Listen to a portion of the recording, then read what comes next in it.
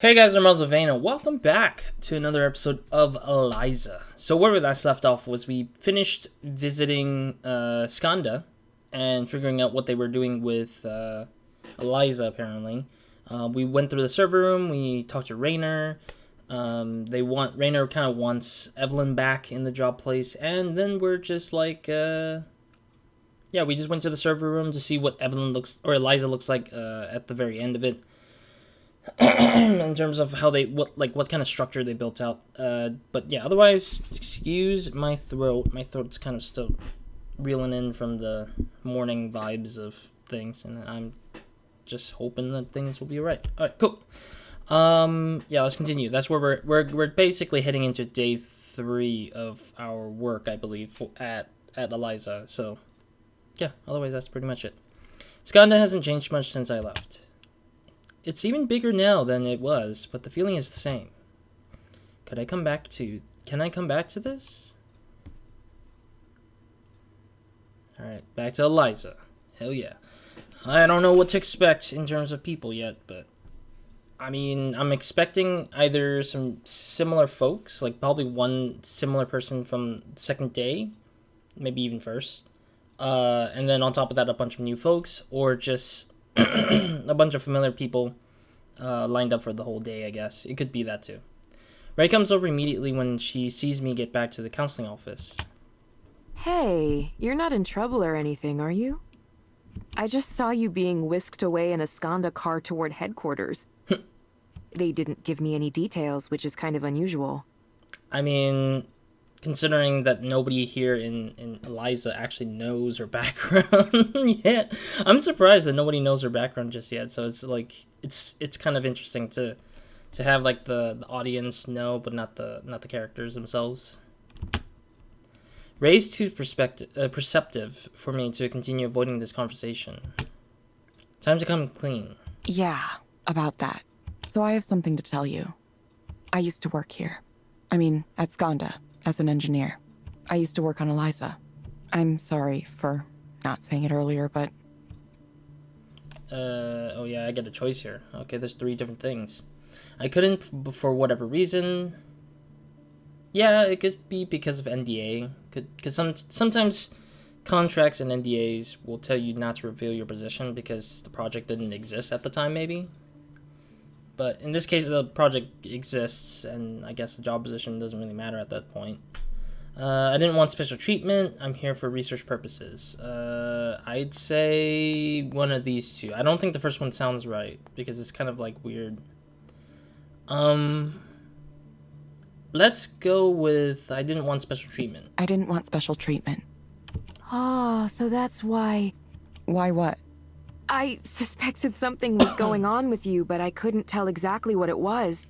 I thought I might have seen a name like yours in our internal documentation at one point, but I didn't want to pry. If you've fallen on hard times, I understand. There's no shame in it. She thinks that we're just here because we're low on money. Or that we're just like... We lost our job at Skandha and we're just at the lowest end of the area or something like that. I hope Ray's not assuming that. Everyone has to make ends meet now and then. Okay, yeah, she is assuming that we have no money and we just came to work here instead. We get plenty of people who come to Eliza proxy work because they're trying to get back on their feet after some kind of trouble. Okay, I see. So she's trying to brush away the money issue, more like just the emotional, psychological issues, I guess, and using Eliza as a platform for that, I guess.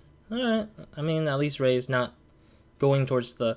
You are probably struggling with money, and this is a great place for pay. It's like, no, thank you.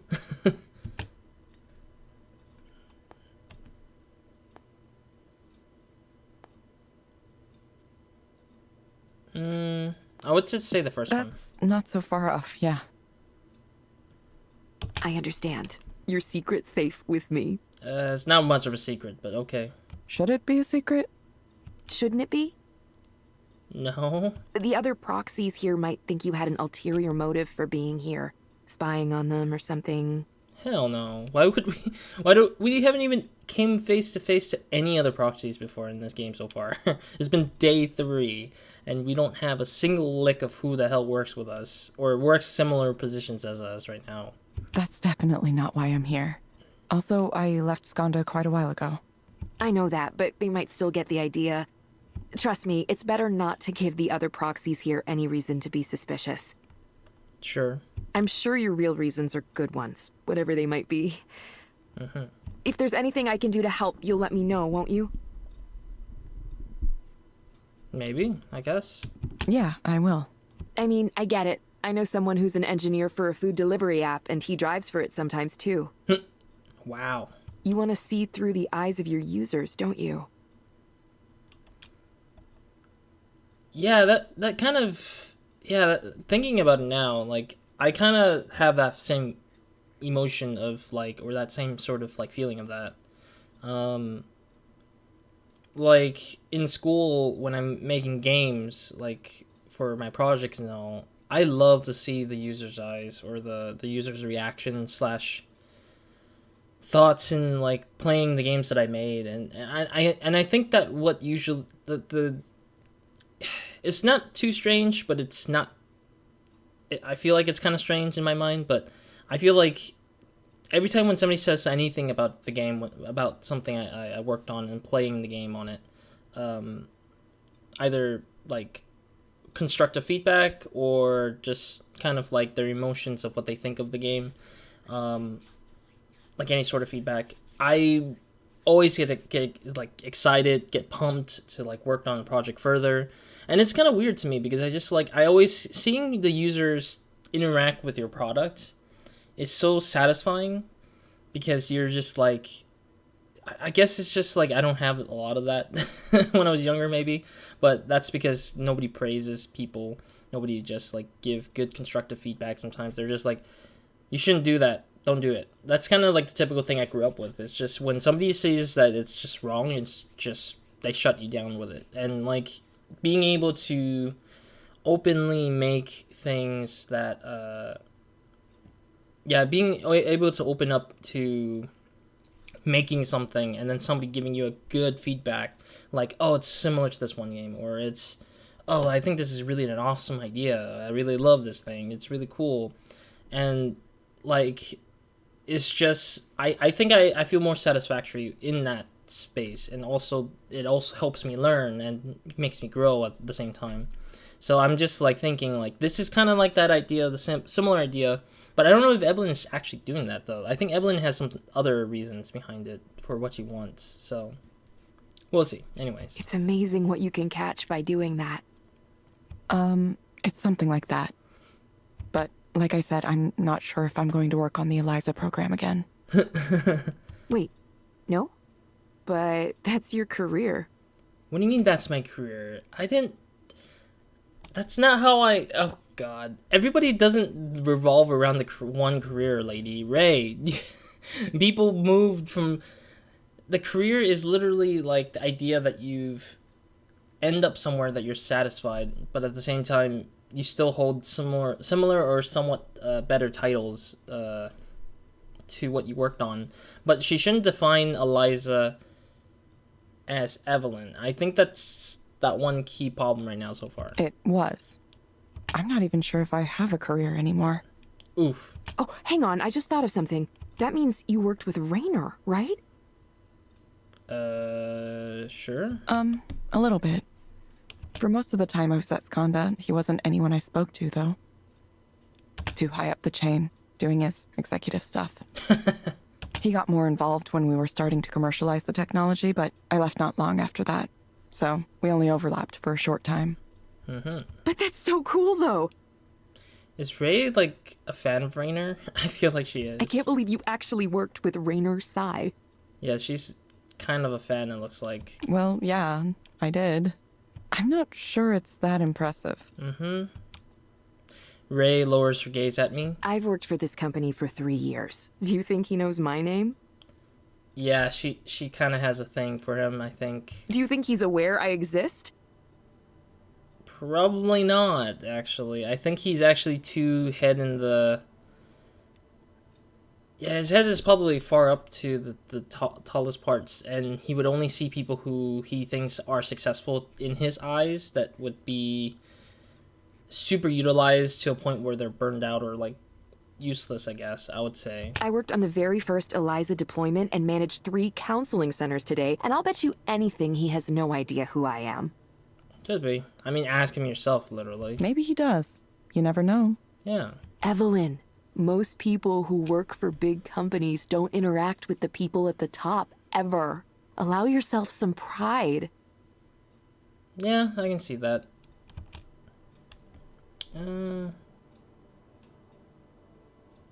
I would say it's nothing to be proud of, honestly, but I don't want to disappoint Ray, so I'm just going to say I'll try. I'll try. Seriously, I think that's amazing. At least I'll always think you're cool. Yeah. By the way, what are you up to tonight? Oh, we're having a new event where we're going to be actually still interacting with someone at the end of the day. Want to come over and help me bake cookies? Sure, why not? Oh, sure. Awesome. We'll have a little baking party. Now I can't wait to get in the kitchen tonight.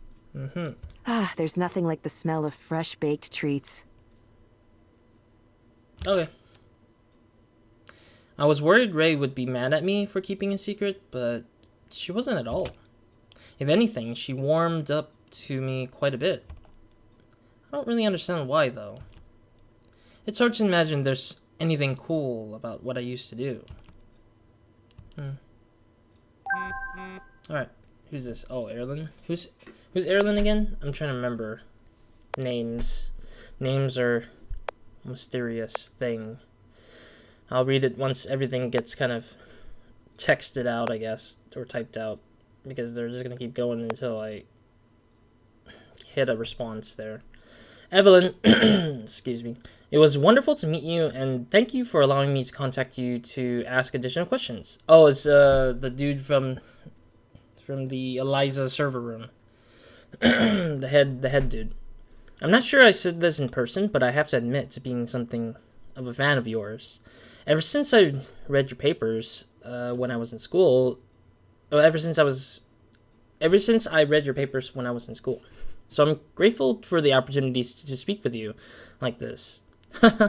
So I know Eliza was named after this old computer program that pretended to be a therapist, but you mentioned it wasn't called that initially. I'd like to know, what did you call Eliza when you were working on it? Did it have a name?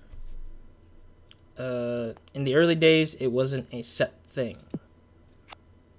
Yeah, because usually when you're working on a prototype, or something that you're not officially sure that it will exist or get funding for, you would never give it a name that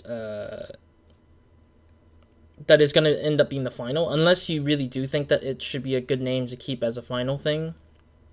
But for the most part, I think companies would say working title or working project, working title, work in progress project, or something like that. Like some kind of word instead of a name. Like you would have something kind of swirling in your head, but you don't know what the name will truly be until the project kind of comes together properly, I guess I would say. Each of us had a different sort of name for what we used. Something called it... Oh, Soren called it the Digital Therapy Project. Oh, that's terrible naming. That's a terrible name. And we often refer to things by their components. The Language Processing Unit, the LPU, the Emotional Reasoning Engine, and so on. Now that I think about it, I did have my own name. I called it the Listener, because that's what it was meant to do. Listen to people. Interesting. So it's not meant to be a responsive product, but a product that only gathers that sort of information, just does whatever, I guess. The Listener. That's interesting. Thank you. I expect you to ask more technical questions. The technical stuff isn't enough on its own.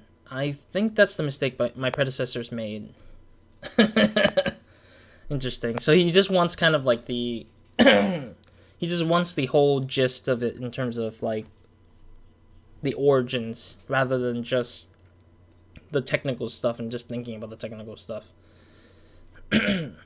It's details like this that really help me wrap my brain around the system. If I understand the programmer, then I understand the program. Does that make sense? Yeah, I get it. Oh, that's it. Alright, cool. Chief engineer for Eliza, huh?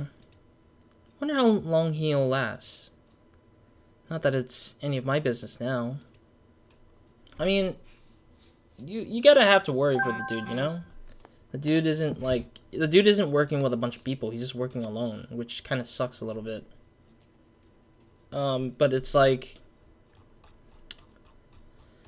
yeah, it's like we understand that like the dude is just on his own and he doesn't have a lot of people to listen to or talk to about what he thinks about the Eliza as a whole so far. So, anyways, Ray article. The article came out. I think it turned out okay. But the emphasis on me is a little embarrassing. Northwest Voices, the local spark inside the latest tech revolution. Ray Bakari smiles as she recounts the litany of jobs she worked over the course of her life. Line cook, truck driver, holy hell, substitute teacher, theater manager, even a stint as a chicken coop builder over one summer. This might sound weird, but I truly believe all of those jobs contributed in some way towards preparing me for what I'm doing now, she says. What's Bakari doing now? Playing a key role on Eliza, the AI-based counseling service, and one of Skandha's major new strategic priorities as the tech giant takes on mental wellness. As a manager for the 3 of Skandha's Seattle area, Eliza counseling locations include the flagship location in Queen Anne. Bakari is at the center of this rapid growing business. Most of the initial beta version trials were conducted here, she says, as she walked me through the office. Engineers are always stopping by from headquarters to shadow our proxies in order to see the products in use. Sometimes they'll test out new features here too, before rolling them out for everyone. Eliza was originally developed as a skunkworks project inside Skandha by a small team of idealistic engineers, but once Skandha CEO Rainer Tsai decided to make it a full product and a cornerstone of the company's mental health offerings, the number of people working on the project exploded in size. That's where Bakari and her experience came in. I remember telling them I may not have a computer science degree like many of you, but I've been handling crap and getting it done in so many different situations by now. I'm sure I can get your stuff done too, she says, laughing. In an industry that tends to lionize the archetypes of the lone genius programmers, appreciation for roles like Bakari's can be more muted. Every high-flying technology company has these unsung but totally crucial operational staff who would work behind the scenes, said Ed Park, Skandha's service director for Eliza program. You won't recognize them in the media or see them speaking at the big conferences, but the industry couldn't function without them. Bakari says recognition isn't what she's after. What's far more important for her is feeling like she is making a difference. People don't seek out counseling for lots of reasons. It's too embarrassing. It's too expensive. It may not even be available in their area. Eliza is a opportunity to address those barriers, a chance for everyone to get some form of help. As we come to the end of our tour, Bakari shares a personal story. My brother has had some struggles off and on, all through his life. He wrestled with substance abuse and other problems. I worry about him, but even though he says he's interested in getting help, he always backs away in the last moment. In our family, we kept things bottled up. We never acknowledged our problems. There was this sense that strong people could just power through whatever issues they had, she recalls. I think the attitude is part of why he's so stubborn. If he had been able to open up and talk to me or talk to our parents instead of staying silent, I think things could be different. So that's why I want to do this, and I want to tell your readers if there's anyone out there having a tough time and don't know who to talk to, please try Eliza. It just sits there and listens to you. Unlike your friends or relatives, it will never respond to you by bringing up its own problems or berating you. It just listens. Seth Copeland is a staff writer of Northern West Voices. Cool. All right. Let me clear my nose and then let's examine the room a bit, and then we'll continue into whatever the day brings us in this one. Yeah, we still got 10 minutes. All right, yeah, I'll be right back. So, all right, cool. Welcome back, myself. All right, what do we got here? Ray must work extra hard to make sure the plants stay healthy. She really likes to go to extra miles on things. Okay. It'll never stop being weird on how our little idea grew and turned into this. Didn't even take that long. On some level, I always knew that therapy sessions went to a bigger server room somewhere. Excuse me. But it was something else to see. It's something else to see it in person. It reminded me on how easy it is to forget what's going on behind the scenes when we were interacting with the technology. All right. Yeah, so I forgot to mention, I want to talk about a little tiny bit about the little thing I just read with the proxy just now. I felt like it was interesting that Ray has a brother that has a problem. So I'm wondering if she'll bring that up during our little baking session at the nighttime within this chapter. But at the same time, I do think that, yeah, I mean, it's interesting that Ray brought it up as a listening device, and it's interesting because we kind of gave Erlen that the product was originally named the listener, so it's pretty cool that they've started putting things together, I guess, connecting the dots here and there. All right, let's get into our session anyways. Eliza, welcome to... Oh, it's a different dude. All right. Oh, Mark. Okay. Hello, Mark. Hello, Mark. Yeah, hello.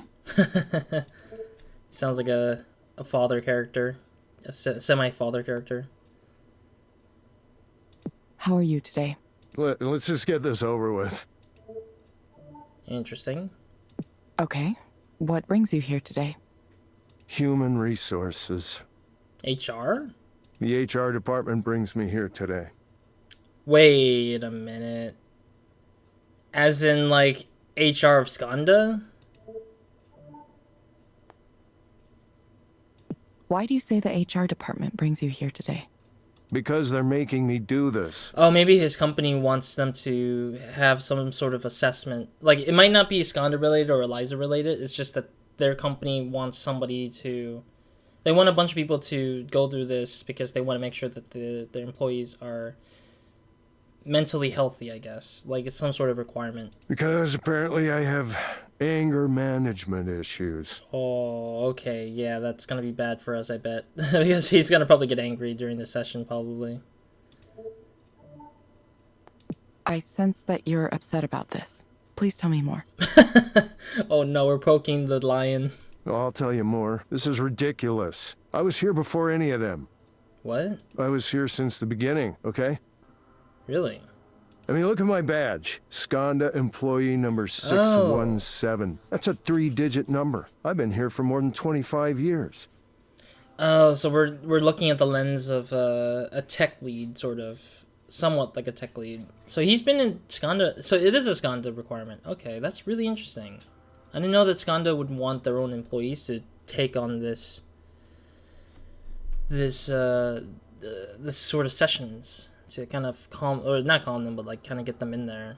Yeah, that was back when what you communicated was more important than your specific communication style. Yeah, I would understand that too. Like, once you become very experienced and you've seen a lot, typically people can either be doing two things that they grow on. They either grow on the idea that they know more and they're more knowledgeable, they're a thought tank or a knowledge tank, or they can grow more to be a good mitigator, communicator, leader of sorts. Like the person wouldn't be doing too much thinking, and they would just be like, show me what you got, I'll give you the criticism, and it needs to fit the thing we're looking for, or what we're doing here. And I think those are the two things that you become as a lead, like as you go further into and deeper into the company or the industry that you're in. And I think that's what he's going through. Is just he's the knowledge tank, but he didn't grow into sort of a communicator, mitigator kind of character. Like he doesn't care about the social connections of everyone. Instead, he cares about did we get the thing right? Is it functional in a way that we think we should have it, and that it needs to fit those things? But he has to communicate it in a way that makes everyone happy about it versus having to communicate it straightforwardly. So, could be that. This is an under assumption right off the bat. Before hurting a kid's feelings became a bigger no-no than running a viable business. Interesting. Back then, we had a single office building, just one. At that size, you fail a product launch, there's no more company. We all had to put in 150, 200, 300% to keep our shit together. Which is fair. I mean, everyone has those points where they're very much in a low state of within the company, and the companies like really don't want to go under, and so they have to put a lot of dedication and time. We were in the trenches, man. Bullets whizzing by overhead, artillery exploding everywhere, no fucking air support. Dude, this is not a war. That's not... Okay, he's starting to be weird. Did it suck? Yeah, it did. But you know what? We shipped some great fucking products. Interesting. We built this company into what it is today, and invented technology the whole world uses now. Governments, multinationals, everyone. But now we're big and slow, complacent, resting on our laurels while our competitors run circles around us. But that's the point, is that once you get bigger and bigger, it is harder to move or make a lot of huge moves that are easy to create innovation and stuff like that sometimes, because you have to make sure that everyone kind of lines up similarly in style and knowing everything up into the same, sort of level. And then you would have to like communicate from top of the building to down kind of feeling, and it's how it is. Like, you can't do much about it. And I mean, obviously competitors will run around circles because they are free flow. They don't have a lot. They don't have too much to lose, yet they have almost nothing to look out for in terms of like something to go up against that's gonna really smash them into pieces. Instead, they're just gonna have to worry about their own product and being, innovative or good for the public. If our new hires don't understand the urgency of that, I need to make them understand, okay?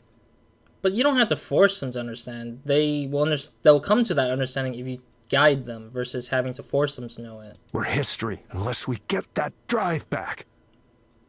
No, I think you're history already if you're that way.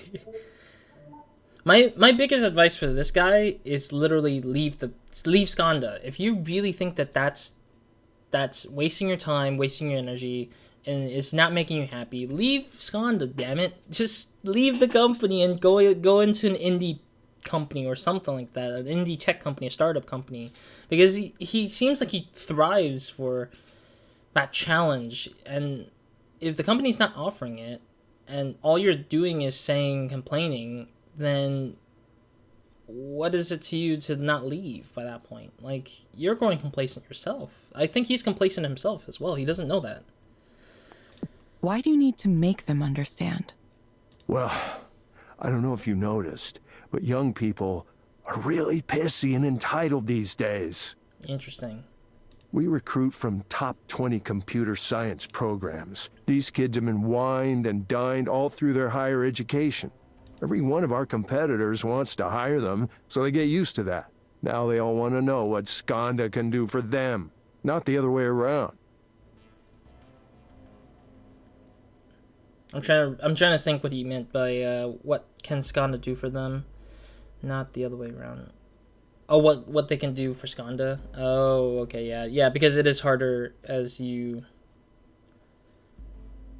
Yeah, like some candidates sometimes might not think about the company from within because they don't have any clue what the hell the company is going to talk about. Like sometimes internally, companies will hide whatever they like, hide their cards basically, or hide their information, and that's the point, is that they want to keep it as secret as possible because of NDA and all that stuff, and that's fine, but just saying that he needs to also look at the perspective of those candidates. Like Mark needs to see that he's not like it's not only just the company is at fault, it's not the candidates at fault, but also the company, because the company isn't communicating properly what they're looking for or how those candidates needs to think. It's hard because there's so much of it. There's so much things out there that you can't really know if a candidate would understand because there's so much other things they have to understand themselves. So why would we want these conceited, over-celebrated whelps on our team? I'll never understand the logic there. Whatever, Mark. Now, Mark, you have to be nice to the new hires or they won't like it here. Okay, so what, I'm just supposed to pretend everyone's work is great, even if it's a pile of stinking garbage? I also like the fact that it's like the heart rate is going higher as he's getting more angrier. I'm sorry, but if I see shit, I'm gonna say that is shit. Tiptoeing around everyone's feelings all the time. That's how you end up with shitty products. That's how this company winds up dead, okay? I feel like this guy probably needs to just take a break. It's either take a break, leave Skandha, or I don't know, work on something else, something that can take away from his anger. I feel like an environment for somebody to work in shouldn't have a lot of hostility or some sort of angering thing. If somebody is really just yelling at you, I think that people just don't want to work there anymore. Like if he's really thinking about it, if his anger and his sort of personality is what's dominating the workspace, you bet your ass there's going to be a lot of people complaining and a lot of people leaving the place. And he doesn't see that as people leaving the place, more so just that you're going to be very much out of hands. Like you won't have a lot of people working on the ship of like building whatever you need to build, and you'll become the only one, and then you'll end up getting fired if there's not enough people to support you to get that project done. So he's really not seeing his weakness. So it's kind of semi-selfish of him to believe that his ideology is the strongest thing in the world, or in the tech in the company at the very least, and that he deserves every right to decide what the things look like. But instead, he should acknowledge his weakness and then pass those weaknesses to those who needs to help him make that product better. I always think that, because I always know that I'm never like the one-man army. I shouldn't be, but I try my best to like do as much as I can within the time I'm given. But I don't know, this guy's just a little bit too much. We're fighting for our lives every day here. We can't take anything for granted. Mm-hmm. Someone needs to tell them that this isn't summer camp. This isn't fucking Coachella. I love how he's using Coachella as an example. Either you do the work and provide something of value to this company, or you get the hell out of here. Those are my rules. Sure, but again, you won't have a finished product if you're doing it all on your own, Mr. Mark, person, buddy. I'm just annoyed with this guy. Here's a question, Mark. If you were able to have something you wanted right now, what would you choose? I would choose to not waste my time here and get back to work. Like every other developer, sort of. I actually think a lot of developers want to get to work, and this is kind of like a meeting sort of thing. So when it comes to meetings, a lot of people just say it's kind of taking my time away from work. So yeah. Believe it or not, I have important things to do. Things that dramatically affect this company's bottom line. Mm-hmm. Instead, I'm stuck here talking to this dipshit chatbot. I love how he doesn't know that's a human being behind this chatbot. Honestly, I don't even know why this division exists. I mean, what's the end game here? This company has lost its mind, you know that? We used to be unstoppable, man. We used to build real software. ironclad software. I don't know why he's complaining, considering that he is the one who's still building those kind of things. Swift mail. All your corporate communications, put it all in there. It's fast, it's robust, it works. Boom. Info vault. Index and search all your records. Any information you want. Easy. Done. But this fucking psychotherapy app thing. What's the fucking point? What does it actually do for anybody? What's funny is that it's kind of like the developer listening in on the constructive feedback, or, it's not even constructive at all. Screw that. No, it's not constructive. It's more like just stupid feedback that is very emotional based and less logical based. And he's just thinking that nobody needs it because nobody's using it. And that's not true. Some people are actually using it. Like him right now. I've heard through the grapevine that results are inconclusive so far. You know what they call a remedy that maybe doesn't work? Snake oil. Believe me, if I was the group program manager here, I would have killed it years ago. Funny because he's talking to one of them who are like one of the people who made the product. Pointless. I mean, I have no fucking idea why it survived. Well, yeah, maybe I do. I heard a rumor that Raynor liked this chick on the team. Oh, I see. So he's kind of throwing some nonsensical rumors to fuel his anger further. So, interesting. So Raynor kind of likes Evelyn, I guess? I wouldn't have thought of it, I guess. I wouldn't be surprised if that's the level of decision-making we've sunk to here. But Mark, we're so successful. We dominate the market. Yeah, we do. And that's exactly why we should be worried. Just when you think you've won and you start to relax, that's when the wolves come and tear you limb from limb.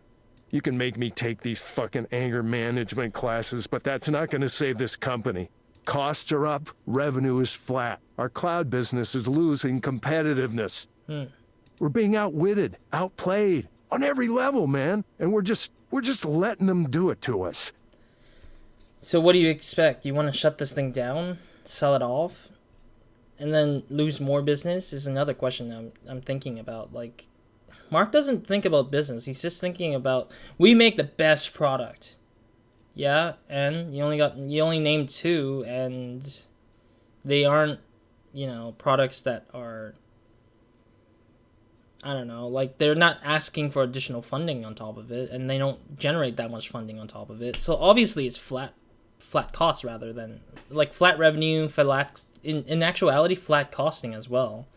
But I mean, it could be costing more because they have to repair the servers and such. But I don't know. I don't think this guy is correct, though. I just feel like he's just being too emotional about his things and less logical. And even though he is considered smart in his field, it's just he's too empathetic,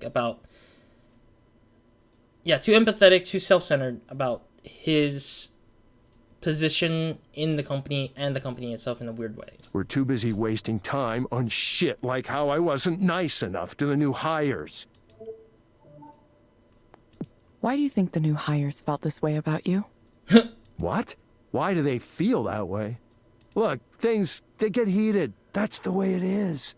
No, it's not. You're the one heating everybody up. This guy's intentionally frustrating everybody. You think the Allies had time to make sure every soldier's feelings weren't hurt before they stormed the beaches at Normandy? Actually, they kind of do. They want to make sure that they don't care about the feeling of getting hurt, like feelings hurt, but they were caring about the fact that, are you still willing to fight? That's still sort of the feelings in it.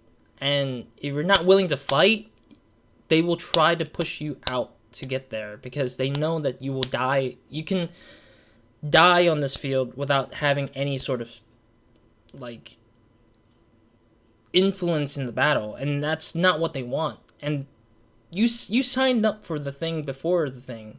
But you know that once you hit into the war, the battles, it's like you're there. You're stuck there. But in this case, Eliza isn't that. Eliza isn't like you get stuck when you get in. You're in there. You need to make sure everybody has the same morale, same, positivity, and everybody gets together and, have the same thinking thought. and emotion shouldn't like, you know, placate or like fill the room up. But he's making that emotional thing fill up the room immediately as soon as he comes in, being angry, yelling at others, and like maybe even just like throwing words to make people more angrier. Like, he's not de-escalating anybody, he's just escalating everybody's situation. It's just bad. It's just, this guy's just bad. And shit, don't tell me that this is not a war, because that's exactly what this is. No, screw you. Go home, leave Skandha, retire. I don't care. Like, just leave. My responsibility is to make sure we get great products out the door, on spec, on time. On time and on spec could be still respectful for those who made the thing. I wouldn't be surprised if this guy actually pushes everybody to work overnight. And I happen to be very good at that. But if you want to start interfering with my ability to do my job, then we're gonna have a problem, okay? What do you think would make things better for you? I mean, you know what? Nothing. Oof. I'm probably gonna hang it up pretty soon anyway. Oh, he's gonna retire anyway. Go ahead, record that with all your cameras and shit. I don't care anymore. Wouldn't be surprised if Raynor's watching me right now. Nope, he is not. Raynor, you son of a bitch. You owe me a lot. Me, guys like me, we built this company while you sat up there in your star chamber, drinking tea and lording it over us. Yeah, don't think I don't remember that blank look you gave me at the holiday party. Like, who is this guy? Does he even matter? What does he do? Too busy appreciating ancient pottery to remember one of your oldest and most loyal battalion commanders? One of the humble, everyday guys who made you a fucking billionaire. What a waste of time. So, are we gonna wrap this up? I guess we have to wrap it up. Mark, I'm going to suggest you try a program called Lakeside Fishing. It may help you take your mind off things. What, are you kidding? Are you kidding me? No, I'm not gonna do that. I gotta get back to work. He won't listen. You can find it inside the Skandha Wellness app on your phone. Someone around here at some point needs to do some fucking work. This guy's a workaholic too at the same time. Try it for about 15 minutes each day, in the morning or evening. We hope to see you back soon, Mark. You really think this piece of shit's gonna be the next big thing, huh? Thank you for speaking with Eliza, your personal counseling partner.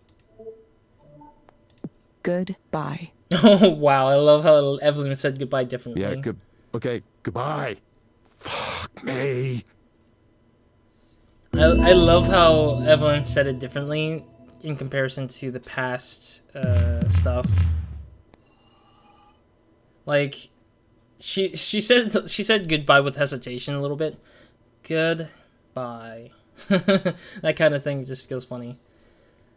Alright. Skandha Old Guard. Attitudes might be changing now, but the history's there. Sometimes the past is hard to escape. Alrighty, cool. I'm gonna have to stop here for now because I am overtiming it way too far up. Thank you guys for watching. Hope you guys in the next episode of No Video Minds, and hope you guys have a great, amazing day. We good night to one for watching this. Next episode, we'll go ahead and see who our next client is. Man, Mark was a really tough one. I feel like,